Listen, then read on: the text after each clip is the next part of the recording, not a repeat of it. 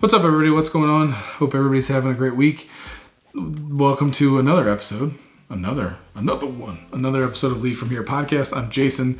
Today we're talking about, knowing where you're going. This actually came out of a conversation I was having with a friend, talking about leadership and some struggles he was having, and really just like in his leadership, not necessarily, he's not a leader, but having that conversation of just like, I don't feel like my leaders know what's going on.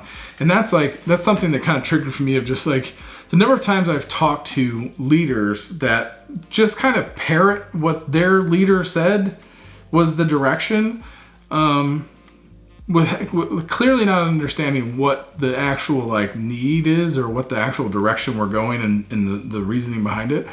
Knowing where you're going is one of the most basic functionalities of leadership. How can you lead somebody anywhere if you don't know where you're going?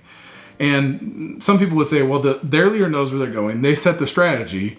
So the other leader just needs to make sure the team does that. And to an extent, you're not necessarily wrong, right? But ultimately, if you're in an effective company, an effective department in that company, you're going to want to really drive solid conversations around where we're going. What if that direction's wrong? Or what if the direction's right, but the execution's wrong, and you're just blindly following both because your boss said so? If you are not trying to understand the nuance of it, understand what the implementation's going to look like, and understand how the team gets there, you won't be able to effectively challenge your boss and be like, hey, we're going down this path. I'm seeing a little bit of risk in this scenario. Do we want to evaluate that? Then the boss can go yes or no. If they say no, then obviously you just keep moving.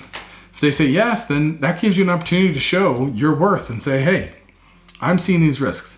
I'm not just somebody who takes what you think and just blindly follow it. Yes, obviously you're setting the overall strategy, so I'm rallying behind that, and that's what I'm going to rally the teams behind, but I'm also going to call out risks and gaps and all these things. If you're not doing that, more and more, the team will stop looking to you for guidance and start looking to your boss for guidance, or not looking for guidance at all and just kind of going rogue, which is a different issue. But ultimately, what you're looking to do is find that balance. You are the leader of that team. Yes, you have a leader that is driving strategy for the overall department, but you still have a team that you are responsible for. So you need to understand at a very granular level what this strategic move means. What are the milestones that are associated? What do you need to do to make sure your team is driving in the right direction, to make sure that, one, that's doable, that strategy is doable. Two, that strategy is accurate to what we need to do and what we can do from a product perspective. And then three, calling out any gaps. If you're doing that and you're having that conversation both ways with the team, you're also going to unlock your team to be able to do that same thing and evaluate like, hey, you're saying we should do this. This doesn't make any sense because that's not how our product works. If we do that, we're going to have to rewrite this major workflow, which is more work, which is a lot more expenses. Like, what do we want to do? Is that really what you want?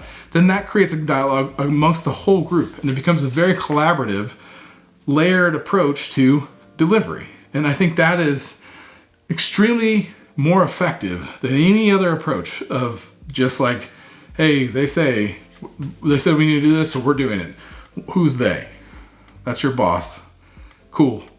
But you have ownership in it too. And if you're not taking ownership in it, you're going to run into a brick wall and it's not going to feel good. And the whole group fails. Your boss fails, you fail, your team fails. At some point, that's going to come back to you of like, well, they drove it, but they didn't really call out these risks that were there. They just let the team do it. That's a problem, and a problem I don't want you to have to deal with. So make sure that you're getting into the minutia. And if you don't understand it, ask. That's what your boss is there for, to grow you, to help you find the information you need to knock out blockers. And those are blockers. If you don't know what the reasoning behind is and the implementation plan and all that stuff of whatever strategic opportunity the boss has laid in front of you, you need to ask. You need to get that clarity, and you need to take ownership of it. It's as simple as that. It's really complicated, but it's simple. Just ask. Hope this is helpful. Hope this brings you some value and you're able to implement this, because I think it is a very basic function of a leader, is knowing where you're going, but it is a very layered, complex situation. So you just have to make sure that you're being honest with yourself, honest with your team, and honest with your leader of where you're actually at with it. So let me know if you have any questions or want me to dive in more. Jason at leadfromhere.co or any of the social media direct messages. I appreciate everybody's time. Take care, and take care of the people around you.